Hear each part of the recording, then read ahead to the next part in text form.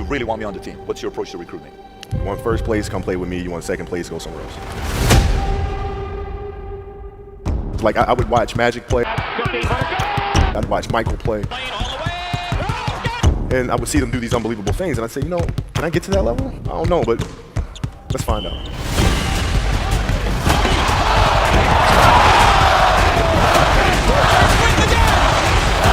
That's why he's the best player in the game.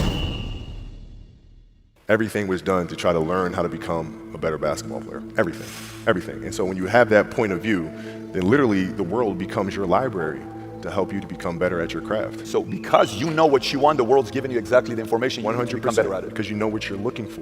So many guys tell stories about your work ethic. Yeah. What was really your work ethic like, and for how long did you stay disciplined?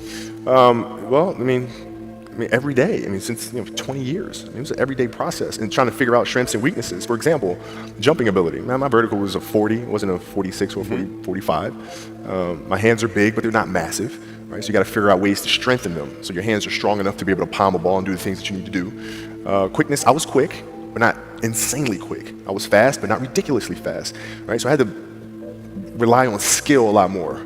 I had to rely on angles a lot more. I had to study the game a lot more. And but I enjoyed it though. So like from the time I can't remember when I started watching the game, I studied the game and it just never changed. It's a good separation for me, emotionally, to be able to put myself in a place where at practice or when I'm training or during games, I switch my mind to something else. I switch my mode into something else, right? For me, it's the equivalent of Maximus Decimus Meridius in Gladiator picking up the dirt, smelling the dirt, it's go time. Right? So that was my mental switch. It was like an actor getting ready for a film. You got to put yourself in that cage. When you're in that cage, you are that character. And then when you leave there, it's something completely different. But when I'm in that cage, bro, don't touch me, don't talk to me. Just leave me alone. How did you get mentally and emotionally so strong where it doesn't bother you? Well, you got to look at the reality of the situation. Like for me, it's not, you kind of got to get over yourself. It's not about you, man. Like, okay, you feel embarrassed. You're not that important. Like, get over yourself. That's where you go. Get over yourself, right? Like you're worried about how people may perceive you, and like you're walking around and it's embarrassing because you shot 5 air balls. Get over yourself, right? And then after that, it's okay, well, why did those air balls happen? Got it. High school, year before, we played 35 games, max, right? Week in between, spaced out, plenty of time to rest. In the NBA, it's back to back to back to back to back to back to back. I didn't have the legs. So you look at the shot, every shot was online. Every shot was online, but every shot was short. Right? I got to get stronger. I got to train differently. The weight training program that I'm doing, I got to tailor it for an 82-game season so that when the playoffs come around, my legs are stronger and that ball gets there. So I look at it with rationale and say, okay, well, the reason why I shot air balls is because my legs aren't there. I go, well, next year they'll be there. That was it. Done. Were there some names that you looked at and says, these 3 guys are as crazy as I am? At the time, I deal with what I've referred to as Goat Mountain. I went to Goat Mountain and I talked to Magic, Michael, Bird, Hakeem Olajuwon, Jerry West, Oscar Robinson, Bill Russell. So I would talk to them. What did you do? What were your experiences? Michael in particular, he's become my big brother. He's been my big brother since I first came in the league. And what was that process like? So I went to them and started understanding the ins and outs of the game and how they approach things and their level of detail and obsessiveness. And that's what I did. The players that had that passion, but weren't willing to commit their entire lives to doing that, right? It's a choice, right? You have other things, you have family, you have all these other things that you have to do. The game can't really be your #1 priority. And so I was just looking at that like, man, this is gonna be fun. If I'm buddies with you from high school, if I'm a cousin of yours, what happened to our relationship? How did that gravitate when you went into the league and you're determined to become the greatest, or you're determined to become one of the greatest? What happens to our relationship? Well, it suffers. It does suffer. Oh yeah. Okay. Yeah. And you understood that. You were okay with that. Well, yeah. And the people that love you, like friends and family, like they know that about you. Got it. So they let you be you.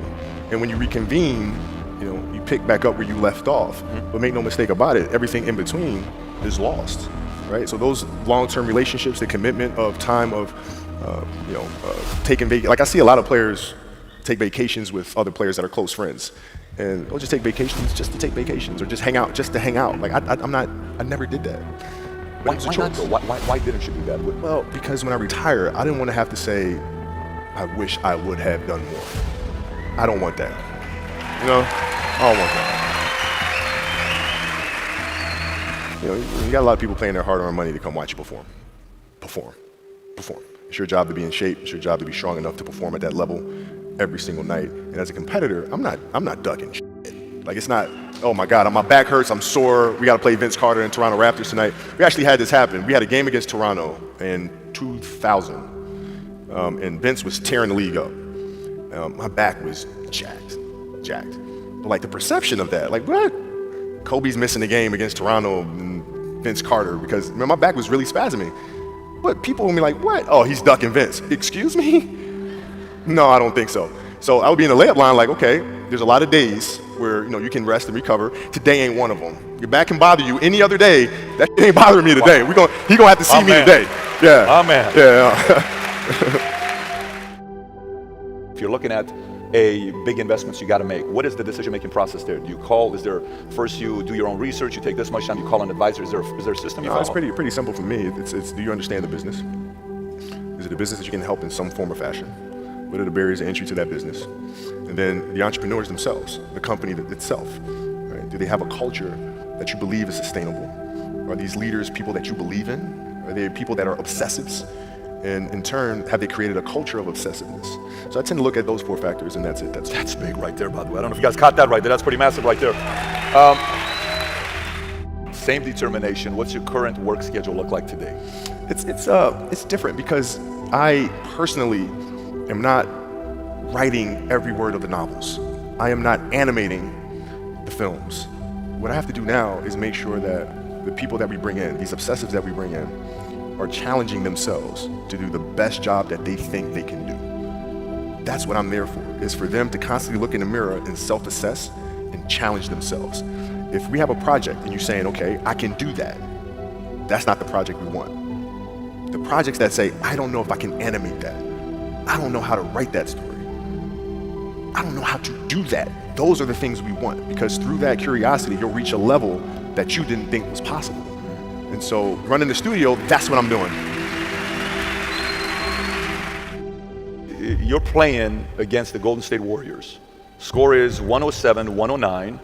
You guys are close to getting into the playoffs. You know exactly what happens in the game. You go up, you're about to take your shot, and then all of a sudden, boom, Achilles happens, right? He went and hit the free throws, and then you walked off the stage. Yeah. And you got the surgery done. Right, I went in the trainer's room, my kids are in there, and they're looking at you and stuff, and I'm looking at them, and I'm like, it's all right, Dad's gonna be all right. It'll be fine. It'll be all right. It'll be all right. It'll be all right. As a parent, you gotta set the example. You gotta set the example. This is another obstacle. This obstacle cannot define me. It's not gonna cripple me. It's not gonna be responsible for me stepping away for the game that I love. I'm gonna step away on my own terms. And that's when the decision was made that, you know what, I'm doing it. Doing it. Let's look at these guys. Yeah.